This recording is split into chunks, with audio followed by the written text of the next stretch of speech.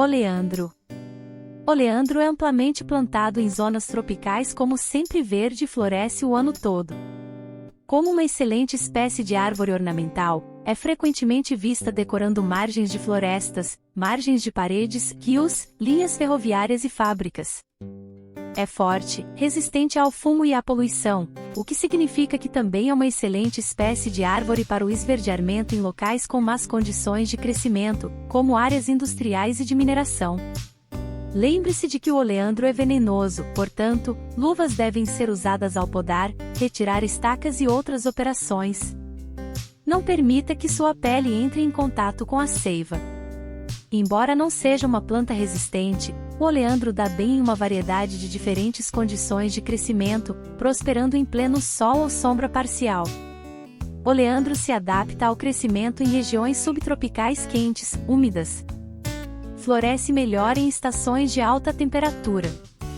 O oleandro não é resistente a inundações de água, mas possui forte resistência à seca. A resistência é baixa nesta planta. Para um inverno suave, a temperatura deve ser mantida em torno de 8 a 10 graus Celsius.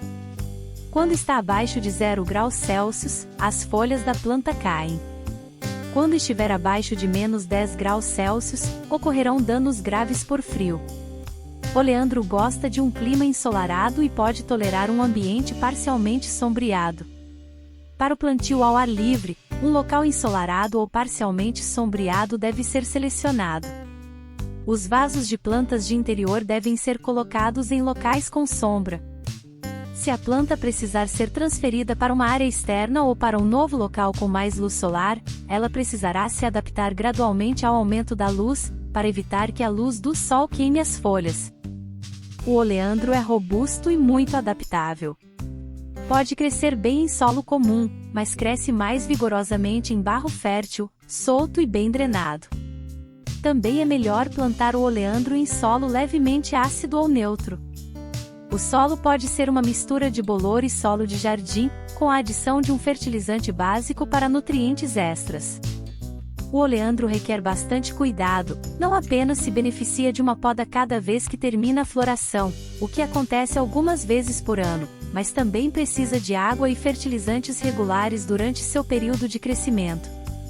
Após a maturidade, o oleandro pode ser colhido por suas sementes, que podem ser semeadas, sendo a semeadura melhor realizada em uma estufa na primavera.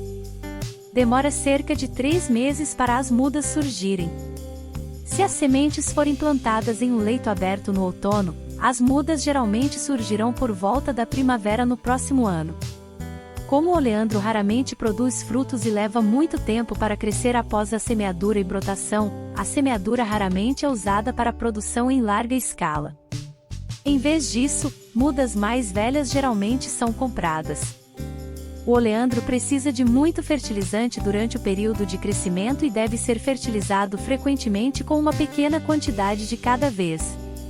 O fertilizante deve ser um fertilizante balanceado, mas sem muito nitrogênio, a fim de evitar spindling. Muito pouco fertilizante em solo árido pode levar à desnutrição e menos flores.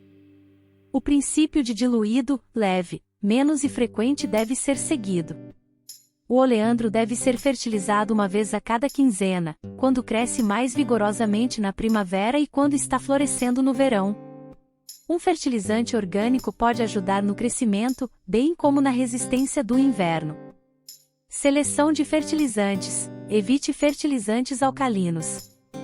Um fertilizante de nitrogênio deve ser o principal fertilizante durante o período de crescimento vegetativo da planta na primavera, seguido por um fertilizante de potássio e um fertilizante de fosfato no período de propagação no verão e no outono.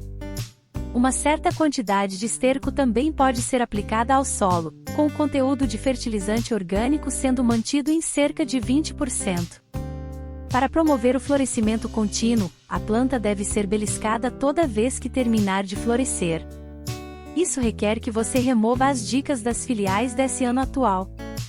A planta geralmente floresce de 3 a 4 vezes por ano.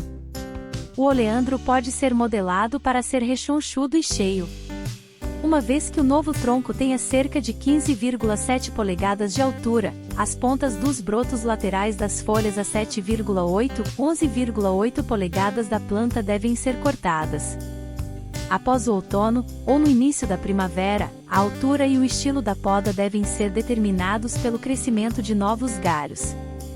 Depois de modelar e podar a planta várias vezes, você notará que ela possui uma aparência mais curta, mais forte e mais gorda, com um melhor efeito ornamental. As camadas do oleandro geralmente são realizadas na estação chuvosa, o que é favorável ao enraizamento. Selecione um galho próximo ao chão, corte uma ferida com uma faca, pressione-a contra a terra e conserteie-a. Ela ficará enraizada em cerca de 60 dias, após os quais os galhos enraizados podem ser separados da planta de estoque e depois transplantados. Existem algumas pragas e doenças diferentes que podem afetar a folhagem e as flores do oleandro, tornando importante verificar regularmente sua planta quanto a quaisquer sinais de danos. Crestamento foliar de Cercospora. Esta doença afeta principalmente as margens do ápice das folhas do oleandro. No início, são produzidas manchas vermelho-púrpura, que gradualmente se expandem para manchas redondas, semicirculares e irregulares. A medida de prevenção e controle é remover as folhas doentes assim que forem notadas, para impedir que a doença se espalhe. Pesticidas também podem ser usados para controlar a propagação. Manchas negras. Esta doença afeta as folhas do oleandro. Vários pontos de doença se conectam para formar um tipo de papelão ondulado, visto na frente e na parte de trás de uma folha. A frente será mais escura que a traseira e as manchas serão de cor branco acinzentado ou marrom acinzentado. Numa fase posterior, é produzida uma camada de mofo em pó preto no local, o que geralmente ocorre nas folhas no inverno. Se você notar esta doença, a melhor medida de prevenção e controle seria pulverizar um fungicida. Pulgões. Os pulgões costumam se reunir nos ramos e folhas macios do oleandro, resultando em florescimento anormal ou não. A melhor medida de prevenção e controle seria pulverizar um inseticida ou um spray caseiro de alho. Vassoura de bruxa. A vassoura de bruxa afeta principalmente seus galhos. As ramificações doentes estão inchadas na base, vermelho pálido e muitas vezes agrupadas.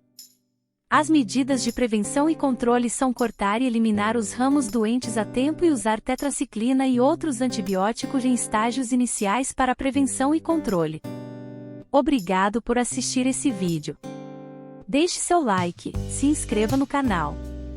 Ative o sino de notificações para receber novas postagens. Até o próximo vídeo.